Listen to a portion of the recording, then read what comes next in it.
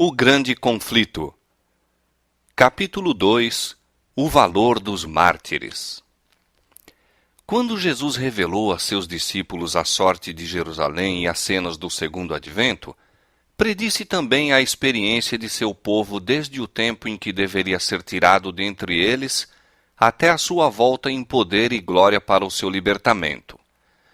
Do Monte das Oliveiras, o Salvador contemplou as tempestades prestes a desabar sobre a Igreja Apostólica, e penetrando mais profundamente no futuro, seus olhos divisaram os terríveis e devastadores vendavais que deveriam açoitar seus seguidores nos vindouros séculos de trevas e perseguição. Em poucas e breves declarações de tremendo significado, predisse o que os governadores deste mundo haveriam de impor à Igreja de Deus. Os seguidores de Cristo deveriam trilhar a mesma senda de humilhação, ignomínia e sofrimento que seu mestre palmilhara. A inimizade que rompera contra o Redentor do mundo manifestar-se-ia contra todos os que crescem em seu nome. A história da Igreja primitiva testificou do cumprimento das palavras do Salvador. Os poderes da terra e do inferno arregimentaram-se contra Cristo na pessoa de seus seguidores. O paganismo previa que, se o Evangelho triunfasse, seus templos e altares desapareceriam. Portanto, convocou suas forças para destruir o cristianismo. Acenderam-se as fogueiras da perseguição. Os cristãos eram despojados de suas posses e expulsos de suas casas. Suportaram grande combate de aflições, experimentaram escárnios e açoites e até cadeias e prisões. Grande número deles selaram seu testemunho com o próprio sangue. Nobres e escravos, ricos e pobres, doutos e ignorantes, foram de igual modo mortos sem misericórdia. Estas perseguições, iniciadas sob o governo de Nero, aproximadamente ao tempo do martírio de Paulo, continuaram com maior ou menor fúria durante séculos. Os cristãos eram falsamente acusados dos mais hediondos crimes e tidos como a causa das grandes calamidades, fomes, pestes e terremotos. Tornando-se eles objeto do ódio e suspeita popular, prontificaram-se denunciantes, por amor ao ganho, a trair os inocentes. Eram condenados como rebeldes ao império, como inimigos da religião e peste da sociedade. Grande número deles eram lançados às feras ou queimados vivos nos anfiteatros. Alguns eram crucificados, outros cobertos com peles de animais bravios e lançados à arena para serem despedaçados pelos cães. De seu sofrimento muitas vezes se fazia a principal diversão nas festas públicas.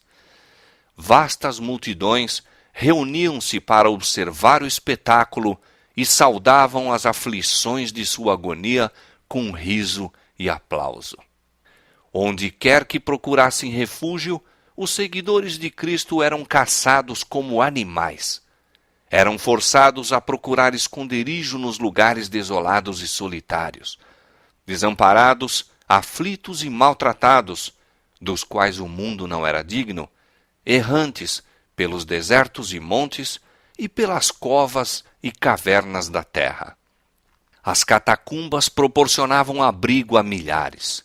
Por sob as colinas, fora da cidade de Roma, longas galerias tinham sido feitas através da terra e da rocha. O escuro e complicado trama das comunicações estendia-se quilômetros além dos muros da cidade. Nestes retiros subterrâneos, os seguidores de Cristo sepultavam seus mortos, e ali também, quando suspeitos e proscritos, encontravam lar. Quando o doador da vida despertar os que pelejaram o bom combate, muitos que foram mártires por amor de Cristo sairão dessas sombrias cavernas. Sob a mais atroz perseguição, estas testemunhas de Jesus conservaram incontaminada a sua fé. Posto que privados de todo conforto, excluídos da luz do sol, tendo o lar no seio da terra, obscuro, mas amigo, não proferiam queixa alguma. Com palavras de fé, paciência e esperança, animavam-se uns aos outros a suportar a privação e a angústia. A perda de toda a bênção terrestre não os poderia forçar a renunciar sua crença em Cristo. Provações e perseguição não eram senão passos que os levavam para mais perto de seu descanso e recompensa. Como aconteceu aos servos de Deus de outrora, muitos foram torturados, não aceitando o seu livramento, para alcançarem uma melhor ressurreição. Estes se recordavam das palavras do Mestre que, quando perseguidos por amor de Cristo, ficassem muito alegres, pois que grande seria seu galardão no céu, porque assim tinham sido perseguidos os profetas antes deles. Regozijavam-se de que fossem considerados dignos de sofrer pela verdade, e cânticos de triunfo acendiam dentre as chamas crepitantes. Pela fé, olhando para cima, viam Cristo e os anjos apoiados sobre as ameias do céu, contemplando-os com o mais profundo interesse, com aprovação considerando a sua firmeza. Uma voz lhes vinha do trono de Deus: "Sê fiel até a morte, e dar-te-ei a coroa da vida." Nulos foram os esforços de Satanás para destruir pela violência a Igreja de Cristo. O grande conflito em que os discípulos de Jesus rendiam a vida não cessava quando estes fiéis porta-estandartes tombavam em seus postos. Com a derrota, venciam. Os obreiros de Deus eram mortos, mas a sua obra ia avante com firmeza. O Evangelho continuava a espalhar-se e o número de seus aderentes a aumentar. Penetrou em regiões que eram inacessíveis, mesmo às águias romanas.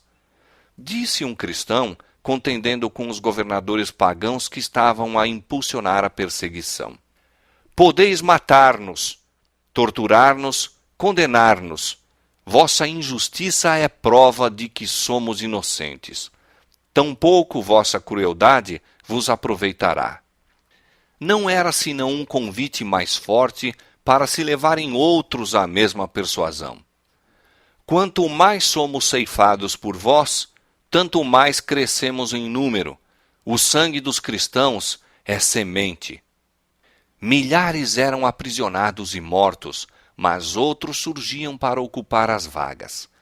E os que eram martirizados por sua fé tornavam-se aquisição de Cristo, por ele tidos na conta de vencedores. Haviam pelejado o bom combate e deveriam receber a coroa de glória quando Cristo viesse. Os sofrimentos que suportavam levavam os cristãos mais perto uns dos outros e de seu Redentor. Seu exemplo em vida e seu testemunho ao morrerem era constante atestado à verdade, e onde menos se esperava, os súditos de Satanás estavam deixando o seu serviço e alistando-se sob a bandeira de Cristo. Satanás, portanto, formulou seus planos para guerrear com mais êxito contra o governo de Deus, hasteando sua bandeira na igreja cristã.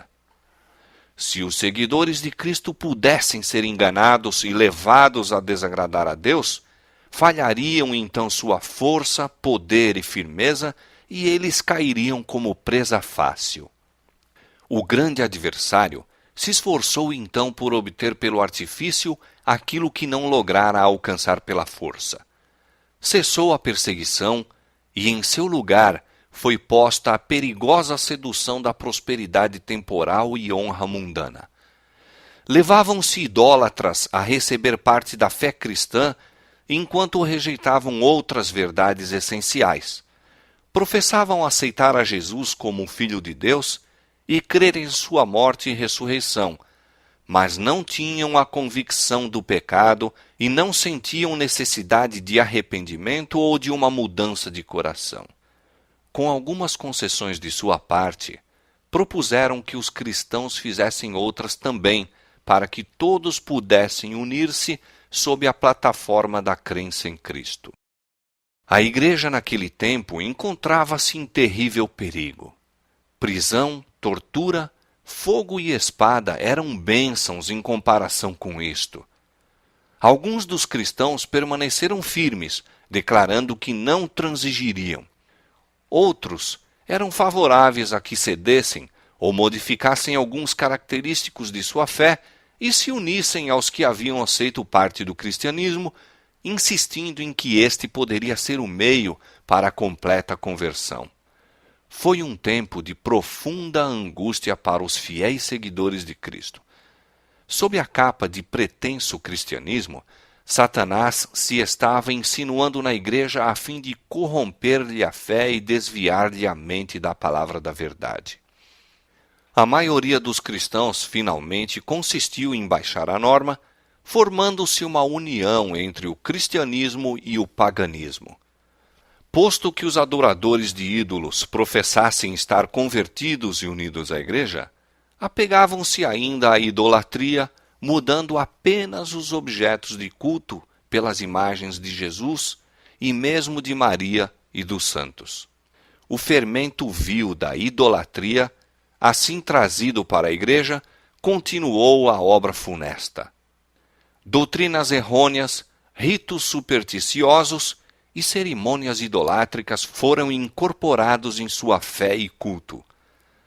Unindo-se os seguidores de Cristo aos idólatras, a religião cristã se tornou corrupta e a igreja perdeu sua pureza e poder. Alguns houve, entretanto, que não foram transviados por esses enganos. Mantinham-se ainda fiéis ao autor da verdade e adoravam a Deus somente. Sempre tem havido duas classes entre os que professam ser seguidores de Cristo. Enquanto uma dessas classes estuda a vida do Salvador e fervorosamente procura corrigir seus defeitos e conformar-se com o modelo, a outra evita as claras e práticas verdades que lhe expõem os erros. Mesmo em sua melhor condição, a igreja não se compôs unicamente dos verdadeiros, puros e sinceros. Nosso Salvador ensinou que os que voluntariamente condescendem com o pecado não devem ser recebidos na igreja. Todavia ligou a si homens que eram falhos de caráter e concedeu-lhes os benefícios de seus ensinos e exemplos para que tivessem oportunidade de ver seus erros e corrigi-los. Entre os 12 apóstolos havia um traidor. Judas foi aceito não por causa de seus defeitos de caráter, mas apesar deles. Foi ligado aos discípulos para que, pela instrução e exemplo de Cristo, pudesse aprender o que constitui o caráter cristão e assim ser levado a ver seus erros, para arrepender-se e, pelo auxílio da graça divina, purificar a alma na obediência à verdade. Mas Judas não andou na luz que tão misericordiosamente foi permitido brilhasse sobre ele. Mas Judas não andou na luz que tão misericordiosamente foi permitido brilhasse sobre ele. Pela condescendência com o pecado, atraiu as tentações de Satanás. Seus maus traços de caráter se tornaram predominantes. Rendeu a mente à direção dos poderes das trevas, irava-se quando suas faltas eram reprovadas, sendo assim levado a cometer o terrível crime de trair o mestre. Assim, todos os que acariciam o mal sob profissão de piedade odeiam os que lhes perturbam a paz, condenando seu caminho de pecado. Quando se apresenta a oportunidade favorável, eles, semelhantes a Judas, traem aos que para seu bem procuram reprová-los. Os apóstolos encontraram na igreja os que professavam piedade, ao mesmo tempo em que secretamente acariciavam a iniquidade. Ananias e Safira desempenharam o papel de enganadores, pretendendo fazer sacrifício total a Deus, quando cobiçosamente estavam retendo uma parte para si. O Espírito da Verdade revelou aos apóstolos o caráter real desses impostores, e os juízos de Deus livraram a igreja dessa detestável mancha em sua pureza. Esta assinalada evidência do discernidor Espírito de Cristo na igreja foi um terror para os hipócritas e malfeitores. não mais poderiam permanecer em ligação com aqueles que eram, em hábitos e disposição, invariáveis representantes de Cristo. E quando as provações e perseguições sobrevieram a seus seguidores, apenas os que estavam dispostos a abandonar tudo por amor à verdade desejaram tornar-se seus discípulos. Assim, enquanto durou a perseguição, a igreja permaneceu comparativamente pura, mas cessando aquela, acrescentaram-se conversos que eram menos sinceros e devotados, e abriu-se o caminho para Satanás tomar pé. Não há, porém, união entre o príncipe da luz e o príncipe das trevas, e nenhuma conivência poderá haver entre os seus seguidores. Quando os cristãos consentiram em unir-se àqueles que não eram senão meio convertidos do paganismo, enveredaram por caminho que levaria mais e mais longe da verdade. Satanás exultou em haver conseguido enganar tão grande número de seguidores de Cristo. Levou então seu poder a agir de modo mais completo sobre eles e os inspirou a perseguir aqueles que permaneceram fiéis a Deus. Ninguém compreendeu tão bem como se opor à verdadeira fé cristã como os que haviam sido seus defensores. E estes cristãos apóstatas, unindo-se aos companheiros semipagãos, dirigiram seus ataques contra os característicos mais importantes das doutrinas de Cristo. Foi necessária uma luta desesperada por parte daqueles que desejavam ser fiéis, permanecendo firmes contra os governos e abominações que se disfarçavam sob as vestes sacerdotais e se introduziram na igreja. A Escritura Sagrada não era aceita como a norma de fé. A doutrina da liberdade religiosa era chamada heresia, sendo odiados e proscritos seus mantenedores. Depois do longo e tenaz conflito, os poucos fiéis decidiram-se a dissolver toda a união com a igreja apóstata, caso ela ainda recusasse libertar-se da falsidade e idolatria. Viram que a separação era uma necessidade absoluta se desejavam obedecer à palavra de Deus. Não ousavam tolerar erros fatais à sua própria alma e dar exemplo que pusesse em perigo a fé de seus filhos e netos. Para assegurar a paz e a unidade, estavam prontos a fazer qualquer concessão coerente com a fidelidade para com Deus, mas acharam que mesmo a paz seria comprada demasiado caro como sacrifício dos princípios. Se a unidade só pudesse conseguir comprometendo a verdade e a justiça, seria preferível que prevalecessem as diferenças e as consequentes lutas. Bom seria à igreja e ao mundo se os princípios que atuavam naquelas almas inabaláveis revivessem no coração do professo povo de Deus. Há alarmante indiferença em relação às doutrinas que são as colunas da fé cristã. Ganha terreno a opinião de que, em última análise, não são de importância vital.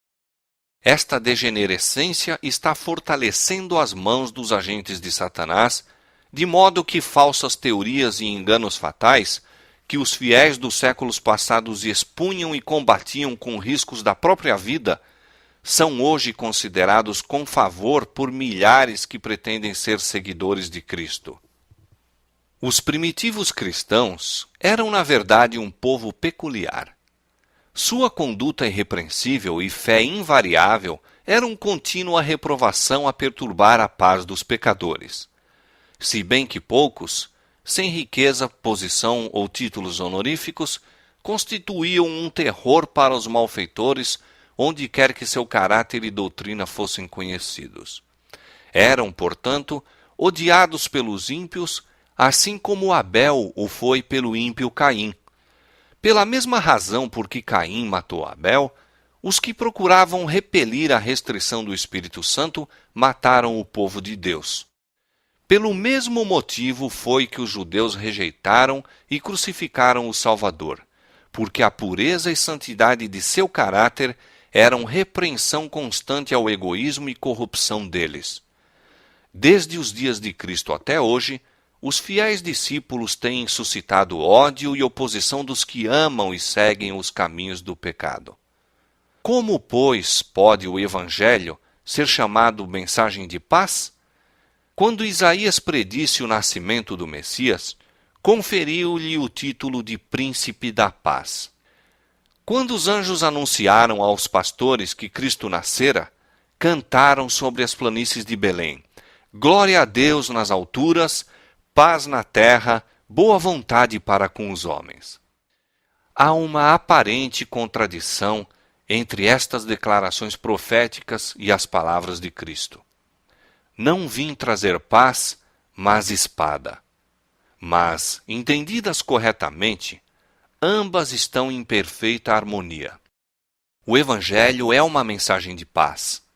O cristianismo é um sistema religioso que, recebido e obedecido, espalharia paz, harmonia e felicidade por toda a terra. A religião de Cristo ligará em íntima fraternidade todos os que lhe aceitarem os ensinos. Foi missão de Jesus reconciliar os homens com Deus e assim uns com os outros.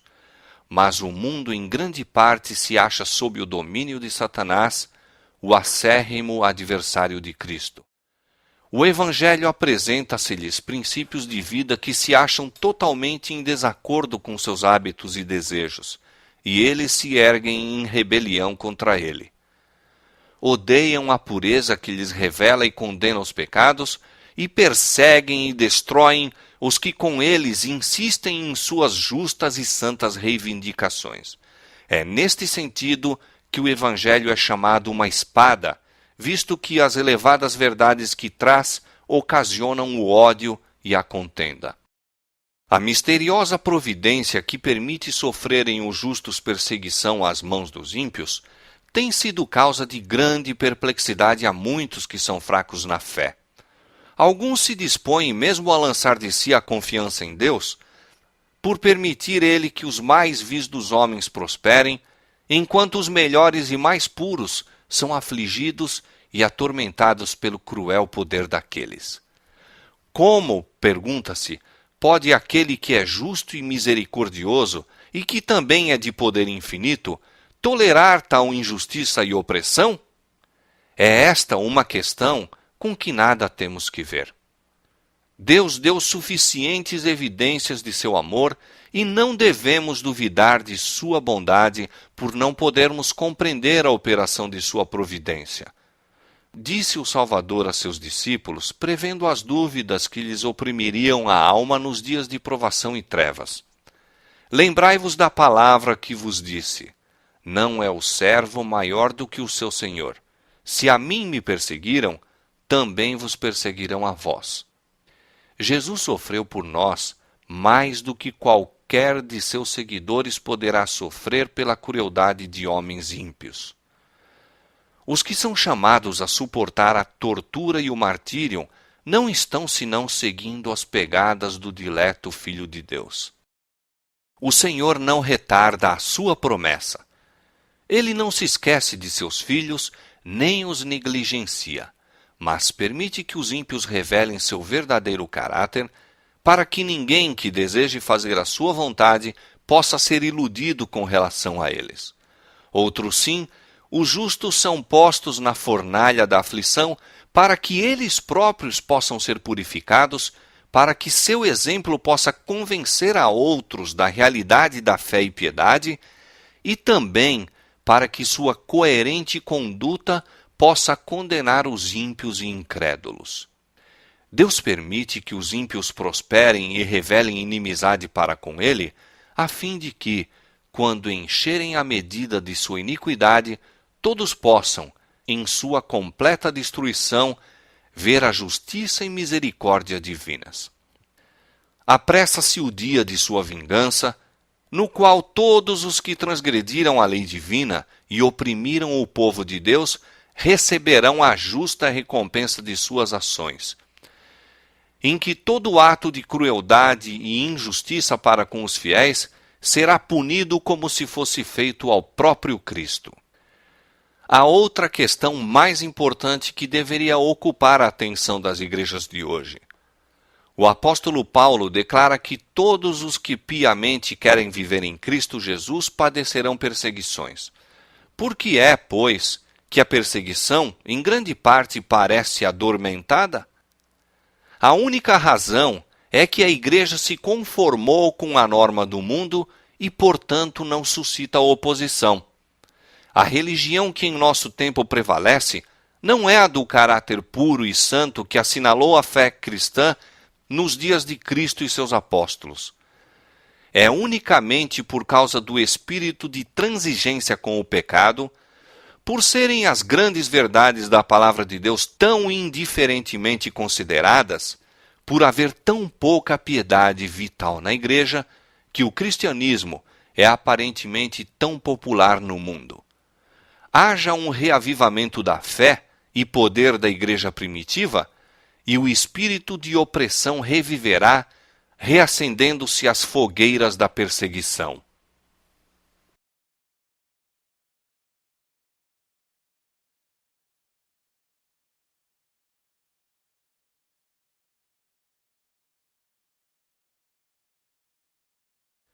O grande conflito. Capítulo 3. Como começaram as trevas morais. O apóstolo Paulo, em sua segunda carta aos Tessalonicenses, predisse a grande apostasia que teria como resultado o estabelecimento do poder papal. Declarou que o dia de Cristo não viria sem que antes venha a apostasia e se manifeste o homem do pecado, o filho da perdição, o qual se opõe e se levanta contra tudo o que se chama Deus ou se adora, de sorte que se assentará como Deus no templo de Deus, querendo parecer Deus. E ainda mais, o apóstolo adverte os irmãos, já o mistério da injustiça opera. Mesmo naqueles primeiros tempos, viu ele, insinuando-se na igreja, erros que preparariam o caminho para o desenvolvimento do papado. Pouco a pouco, a princípio furtiva e silenciosamente, e depois mais às claras, à medida em que crescia em força e conquistava o domínio na mente das pessoas, o mistério da iniquidade levou avante sua obra de engano e blasfêmia. Quase imperceptivelmente, os costumes do paganismo tiveram ingresso na igreja cristã.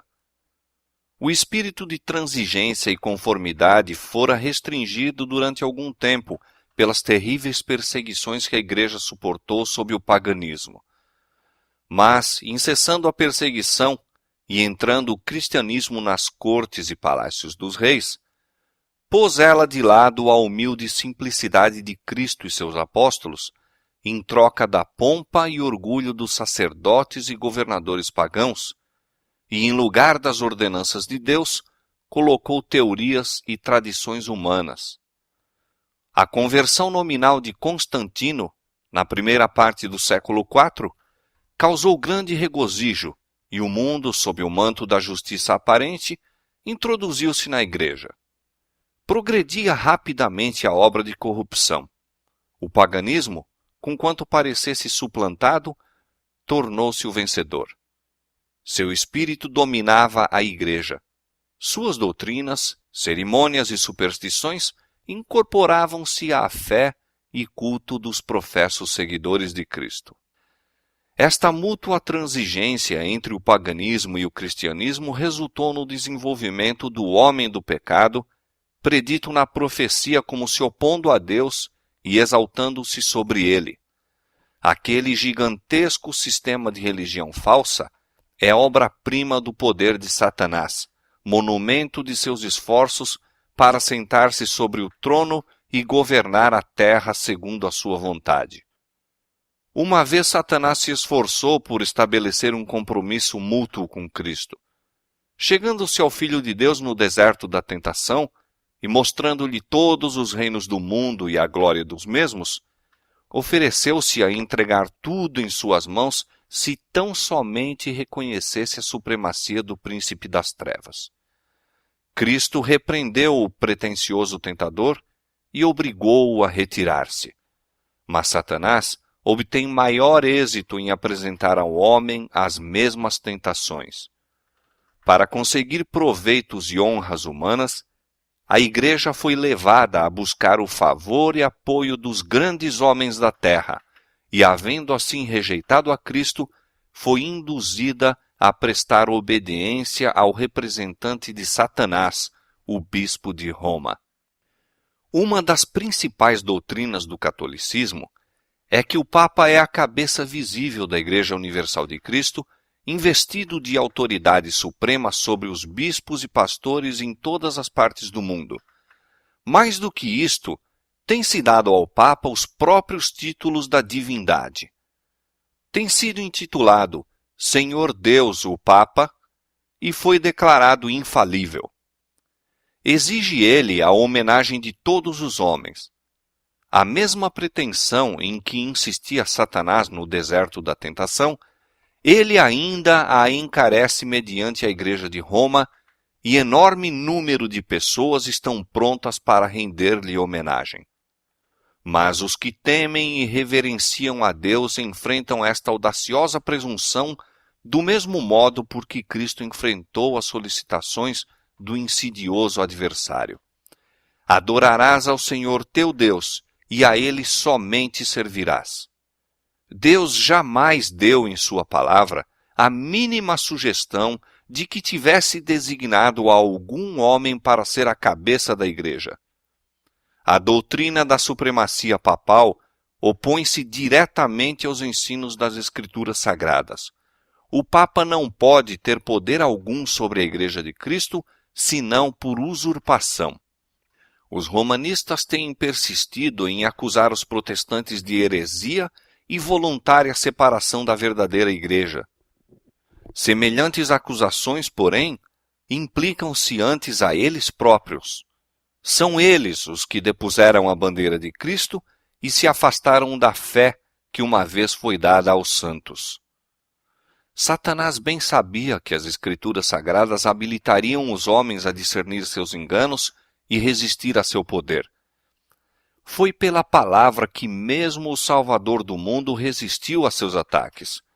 Em cada assalto, Cristo apresentou o escudo da verdade eterna, dizendo: está escrito. A cada sugestão do adversário, opunha a sabedoria e poder da palavra. A fim de Satanás manter o seu domínio sobre os homens e estabelecer a autoridade humana, deveria conservá-los na ignorância das Escrituras. A Bíblia exaltaria a Deus e colocaria o homem finito em sua verdadeira posição. Portanto, suas sagradas verdades deveriam ser ocultadas e suprimidas. Esta lógica foi adotada pela Igreja de Roma. Durante séculos, a circulação da Escritura foi proibida. Ao povo era vedado lê-la ou tê-la em casa, e sacerdotes e prelados sem escrúpulos interpretavam-lhe os ensinos de modo a favorecerem suas pretensões. Assim, o chefe da igreja veio a ser quase universalmente reconhecido como o vigário de Deus na terra, dotado de autoridade sobre a igreja e o Estado. Suprimido o revelador erro, agiu Satanás à vontade. A profecia declarara que o papado havia de cuidar em mudar os tempos e a lei. Daniel 7:25. Para cumprir esta obra não foi vagaroso. A fim de proporcionar aos conversos do paganismo uma substituição à adoração de ídolos e promover assim sua aceitação nominal do cristianismo, foi gradualmente introduzida no culto cristão a adoração das imagens e relíquias. O decreto de um concílio geral estabeleceu, por fim, este sistema de idolatria. Para completar a obra sacrílega, Roma pretendeu eliminar da lei de Deus o segundo mandamento, que proíbe o culto das imagens, e dividir o 10º mandamento a fim de conservar o número deles. Este espírito de concessão ao paganismo abriu caminho para desrespeito ainda maior da autoridade do céu. Satanás, operando por meio de não consagrados dirigentes da igreja, intrometeu-se também com o 4º mandamento e tentou pôr de lado o antigo sábado, o dia que Deus tinha abençoado e santificado, e exaltando em seu lugar a festa observada pelos pagãos como o venerável dia do sol. Esta mudança não foi, a princípio, tentada abertamente. Nos primeiros séculos, o verdadeiro sábado foi guardado por todos os cristãos. Eram estes ciosos da honra de Deus e, crendo que sua lei é imutável, zelosamente preservavam a santidade de seus preceitos. Mas com grande argúcia, Satanás operava mediante seus agentes para efetuar seu objetivo. Para que a atenção do povo pudesse ser chamada para o domingo, foi feito deste uma festividade em honra da ressurreição de Cristo. Atos religiosos eram nele realizados. Era, porém, considerado como um dia de recreio, sendo o sábado ainda observado como dia santificado. A fim de preparar o caminho para a obra que intentava cumprir, Satanás induzira os judeus, antes do advento de Cristo, a sobrecarregarem o sábado com as mais rigorosas imposições, tornando sua observância um fardo. Agora, tirando vantagem da falsa luz sob a qual ele assim fizera com que fosse considerado, lançou o desdém sobre o sábado como instituição judaica. Enquanto os cristãos geralmente continuavam a observar o domingo como festividade prazenteira, ele os levou, a fim de mostrarem seu ódio ao judaísmo, a fazer do sábado dia de jejum, de tristeza e pesar. Na primeira parte do século IV, o imperador Constantino promulgou um decreto fazendo do domingo uma festividade pública em todo o Império Romano. O dia do sol era venerado por seus súditos pagãos e honrado pelos cristãos. Era política do imperador unir os interesses em conflito do paganismo e cristianismo. Com ele se empenharam para fazer isto os bispos da igreja, os quais, inspirados pela ambição e sede do poder, perceberam que, se o mesmo dia fosse observado tanto por cristãos como pagãos, promoveria a aceitação nominal do cristianismo pelos pagãos e assim adiantaria o poderio e glória da igreja.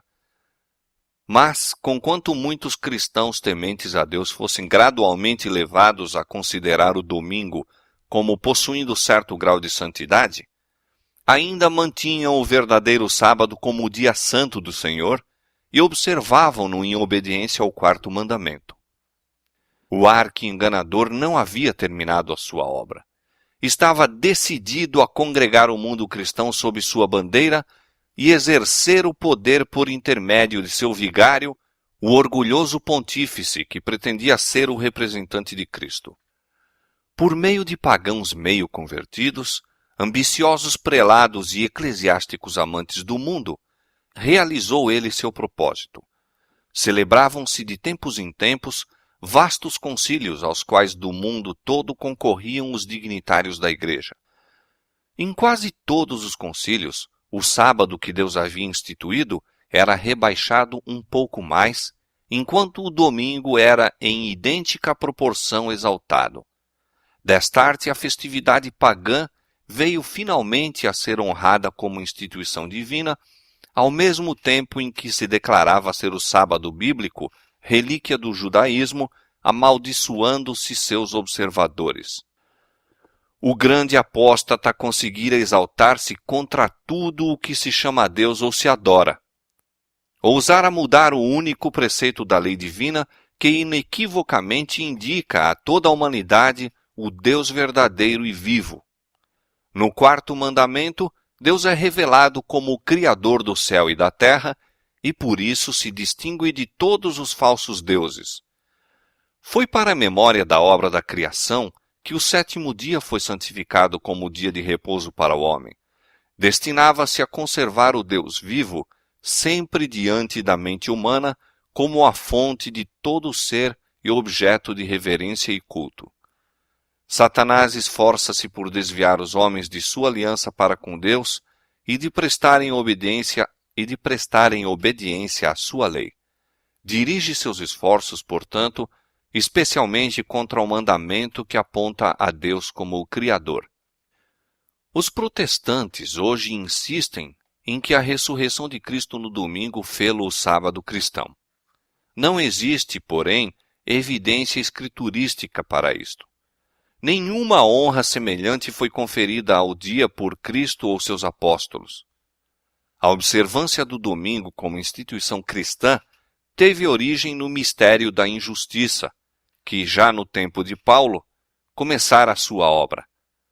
Onde e quando adotou o Senhor este filho do papado? Que razão poderosa se poderá dar para uma mudança que as Escrituras não sancionam? No século VI, tornou-se o papado firmemente estabelecido. Fixou-se a sede de seu poderio na capital imperial e declarou-se ser o bispo de Roma a cabeça de toda a igreja. O paganismo cedera lugar ao papado. O dragão dera à besta o seu poder e o seu trono e grande poderio. Apocalipse 13:2. E começaram então os 1260 anos da opressão papal, preditos nas profecias de Daniel, capítulo 7, 25, e Apocalipse, capítulo 13, versos 5 a 7. Os cristãos foram obrigados a optar entre renunciar sua integridade e aceitar as cerimônias de culto papais, ou passar a vida nas masmorras, sofrer a morte pelo instrumento de tortura, pela fogueira ou pela machadinha do verdugo.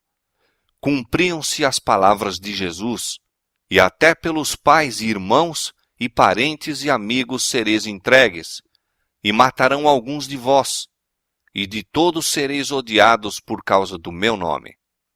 Desencadeou-se a perseguição sobre os fiéis com maior fúria do que nunca, e o mundo se tornou um vasto campo de batalha. Durante séculos, a Igreja de Cristo encontrou refúgio no isolamento e obscuridade. Assim diz o profeta: a mulher fugiu para o deserto, onde já tinha lugar preparado por Deus, para que ali fosse alimentada durante 1260 dias. Apocalipse 12, verso 6. O acesso da Igreja de Roma ao poder assinalou o início da escura Idade Média. Aumentando seu poderio, mais se adensavam as trevas. De Cristo, o verdadeiro fundamento, transferiu-se a fé para o Papa de Roma. Em vez de confiar no Filho de Deus para o perdão dos pecados e para a salvação eterna, o povo olhava para o Papa e para os sacerdotes e prelados a quem alegava autoridade. Ensinava-se-lhe ser o Papa seu mediador terrestre e que ninguém poderia aproximar-se de Deus senão por seu intermédio. E mais ainda, que ele ficava para eles em lugar de Deus e deveria, portanto, ser implicitamente obedecido. Esquivar-se de suas disposições era motivo suficiente para se infligir a mais severa punição ao corpo e alma dos delinquentes. Assim, a mente do povo desviava-se de Deus para homens falíveis e cruéis, e mais ainda, para o próprio príncipe das trevas, que por meio deles exercia o seu poder. O pecado se disfarçava sob o manto de santidade. Quando as Escrituras são suprimidas e o homem vem a considerar-se supremo, só podemos esperar fraudes, engano e aviltante iniquidade. Com a elevação das leis e tradições humanas, tornou-se manifesta a corrupção que sempre resulta de se pôr de lado a lei de Deus. Dias de perigo foram aqueles para a Igreja de Cristo. Os fiéis porta-estandartes eram, na verdade, poucos. Posto que a verdade não fosse deixada sem testemunhas, parecia por vezes que o erro e a superstição prevaleceriam completamente e a verdadeira religião seria banida da terra. Perdeu-se de vista o Evangelho, mas multiplicaram-se as formas de religião e o povo foi sobrecarregado de severas exigências. Ensinava-se-lhes não somente a considerar o Papa como seu mediador, mas a confiar em suas próprias obras para a expiação do pecado. Longas peregrinações, atos de penitência, adoração de relíquias, ereção de igrejas, relicários e altares, bem como o pagamento de grandes somas à igreja, tudo isto e muitos atos semelhantes eram ordenados para aplacar a ira de Deus ou assegurar o seu favor, como se Deus fosse idêntico aos homens, encolerizando-se por ninharias ou apaziguando-se com donativos ou atos de penitência. Apesar de que prevalecesse o vício, mesmo entre os chefes da Igreja de Roma, sua influência parecia aumentar constantemente. Mais ou menos ao findar do século VIII, os romanistas começaram a sustentar que nas primeiras épocas da Igreja, os bispos de Roma tinham possuído o mesmo poder espiritual que assumiam agora. Para confirmar essa pretensão, era preciso empregar alguns meios com o fito de lhe dar aparência de autoridade. Isto foi prontamente sugerido pelo pai da mentira. Antigos escritos foram forjados pelos monges. Decretos de concílios que antes nada se ouvira foram descobertos, estabelecendo a supremacia universal do Papa desde os primeiros tempos. E a Igreja que rejeitara a verdade, avidamente aceitou estes enganos. Aos poucos, os fiéis que construíram sobre o verdadeiro fundamento ficaram perplexos e entravados quando o entulho das falsas doutrinas obstruiu a obra. Como os edificadores sobre o muro de Jerusalém no tempo de Neemias, alguns se prontificaram a dizer: já desfaleceram as forças dos acarretadores, e o pó é muito, e nós não podemos edificar o muro.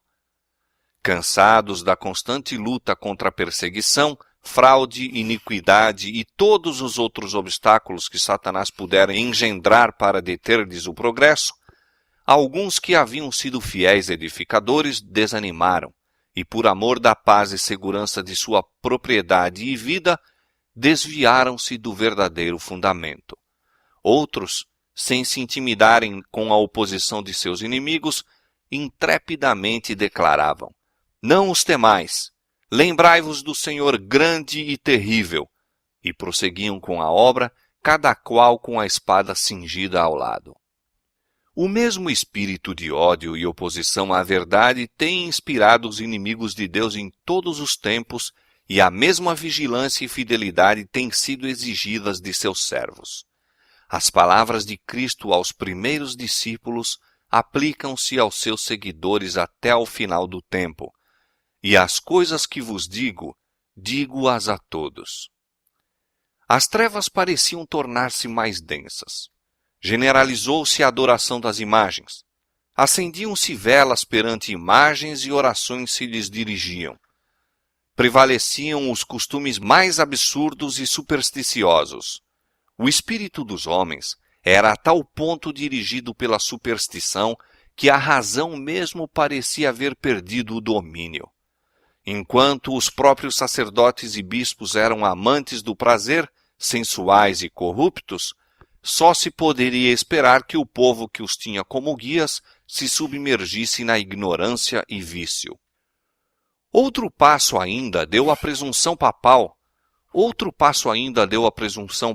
quando, no século XI, o Papa Gregório VII proclamou a perfeição da Igreja de Roma. Entre as proposições por ele apresentadas, uma havia declarando que a Igreja nunca tinha errado, nem jamais erraria, segundo as Escrituras. Mas as provas escriturísticas não acompanhavam a afirmação. O altivo pontífice também pretendia o poder de depor imperadores, e declarou que sentença alguma que pronunciasse poderia ser revogada por quem quer que fosse, mas era prerrogativa sua revogar as decisões de todos os outros. Uma flagrante ilustração do caráter tirânico do Papa Gregório VII se nos apresenta no modo por que tratou o imperador alemão Henrique IV. Por haver intentado desprezar a autoridade do Papa, declarou-o este excomungado e destronado. Aterrorizado pela deserção e ameaças de seus próprios príncipes, que por mandado do Papa eram incentivados na rebelião contra ele, Henrique pressentiu a necessidade de fazer as pazes com Roma. Em companhia da esposa e de um servo fiel, atravessou os Alpes em pleno inverno, a fim de humilhar-se perante o Papa. Chegando ao castelo para onde Gregório se retirara, foi conduzido, sem seus guardas, a um pátio externo e ali, no rigoroso frio do inverno, com a cabeça descoberta, descalço e miseravelmente vestido, esperou a permissão do Papa a fim de ir à sua presença. O pontífice não se dignou de conceder-lhe perdão, senão depois de haver ele permanecido 3 dias jejuando e fazendo confissão. Isso mesmo, apenas com a condição de que o imperador esperasse a sanção do Papa antes de reassumir as insígnias ou exercer o poder da realeza. E Gregório, envaidecido com seu triunfo, jactava-se de que era seu dever abater o orgulho dos reis. Quão notável é o contraste entre o orgulho deste altivo pontífice e a mansidão e suavidade de Cristo, que representa a si mesmo à porta do coração a rogar que seja lhe admitido, a fim de poder entrar para levar perdão e paz, e que ensinou a seus discípulos: qualquer que entre vós quiser ser o primeiro, seja vosso servo. Os séculos que se seguiram testemunharam aumento constante de erros nas doutrinas emanadas de Roma. Mesmo antes do estabelecimento do papado, os ensinos dos filósofos pagãos haviam recebido atenção e exercido influência na Igreja. Muitos que se diziam conversos ainda se apegavam aos dogmas de sua filosofia pagã e não somente continuaram no estudo desta, mas encareciam-no a outros como o meio de estenderem sua influência entre os pagãos. Erros graves foram assim introduzidos na fé cristã. Destaca-se, entre outros, o da crença na imortalidade natural do homem e sua consciência na morte. Esta doutrina lançou o fundamento sobre o qual Roma estabeleceu a invocação dos santos e a adoração da Virgem Maria. Disto também proveio a heresia do tormento eterno para os que morrem impenitentes, a qual logo de início se incorporara à fé papal. Achava-se então preparado o caminho para a introdução de ainda outra invenção do paganismo, a que Roma intitulou purgatório e empregou para amedrontar as multidões crédulas e supersticiosas. Com esta heresia, afirma-se a existência de um lugar de tormento no qual as almas dos que não merecem condenação eterna devem sofrer castigo por seus pecados e do qual, quando libertas da impureza, são admitidas no céu. Ainda uma outra invencionice era necessária para habilitar Roma a aproveitar-se dos temores e vícios de seus adeptos. Esta foi suprida pela doutrina das indulgências. Completa remissão dos pecados, passados, presentes e futuros, e livramento de todas as dores e penas em que os pecados importam, eram prometidos a todos os que se alistassem nas guerras do pontífice para estender seu domínio temporal, castigar seus inimigos e exterminar os que ousassem negar-lhe a supremacia espiritual. Ensinava-se também ao povo que, pelo pagamento de dinheiro à Igreja, poderia livrar-se do pecado e igualmente libertar as almas de seus amigos falecidos que tivessem condenados às chamas atormentadoras. Por esses meios, Roma abarrotou os cofres e sustentou a magnificência, o luxo e os vícios dos pretensos representantes daquele que não tinha onde reclinar a cabeça. A ordenança escriturística na ceia do Senhor fora suplantada pelo idolátrico sacrifício da missa. Sacerdotes papais pretendiam, mediante esse disfarce destituído de sentido, converter o simples pão e vinho no verdadeiro corpo e sangue de Cristo. Com blasfema presunção pretendiam abertamente o poder de criar em Deus, o Criador de todas as coisas. Aos cristãos exigia-se, sob pena de morte, confessar sua fé nesta heresia horrível que insulta ao céu. Multidões que a isto se recusaram foram entregues às chamas. No século XIII foi estabelecido a mais terrível de todas as armadilhas do papado, a Inquisição. O príncipe das trevas trabalhava com os dirigentes da hierarquia papal. Em seus concílios secretos, Satanás e seus anjos dirigiam a mente de homens maus, enquanto, invisível entre eles, estava um anjo de Deus, fazendo o tremendo relatório de seus iníquos decretos e escrevendo a história de ações por demais horrorosas para serem desvendadas ao olhar humano. a grande Babilônia estava embriagada do sangue dos santos. Os corpos mutilados de milhões de mártires pediam vingança a Deus contra o poder apóstata. O papado se tornou o déspota do mundo. Reis e imperadores curvavam-se aos decretos do pontífice romano. O destino dos homens, tanto temporal como eterno, parecia estar sob seu domínio. Durante séculos, as doutrinas de Roma tinham sido extensa e implicitamente recebidas, seus ritos reverentemente praticados, suas festas geralmente observadas. Seu clero era honrado e liberalmente mantido. Nunca a Igreja de Roma atingiu maior dignidade, magnificência ou poder. Mas o meio-dia do papado foi a meia-noite do mundo. As Sagradas Escrituras eram quase desconhecidas, não somente pelo povo, mas pelos sacerdotes. Como os fariseus de outrora, os dirigentes papais odiavam a luz que revelaria os seus pecados. Removida a lei de Deus, a norma de justiça, exerciam eles poder sem limites e praticavam os vícios sem restrições. Prevaleciam a fraude, a avareza, a libertinagem. Os homens não recuavam de crime algum pelo qual pudessem adquirir riqueza ou posição. Os palácios dos papas e prelados eram cenários da mais vil devassidão. Alguns dos pontífices reinantes eram acusados de crimes tão revoltantes que os governadores seculares se esforçavam por depor esses dignitários da Igreja como monstros demasiado vis para serem tolerados.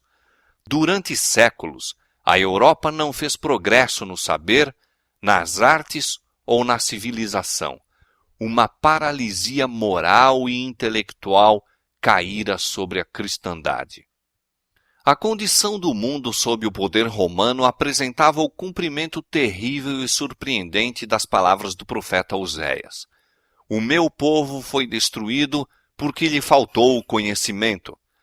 Porque tu rejeitaste o conhecimento, também eu te rejeitarei, visto que te esqueceste da lei do teu Deus, também me esquecerei de teus filhos.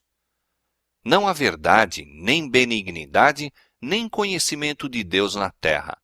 Só prevalecem o perjurar e o mentir, e o matar e o furtar, e o adulterar, e há homicídios sobre homicídios. Foram estes os resultados do banimento da palavra de Deus.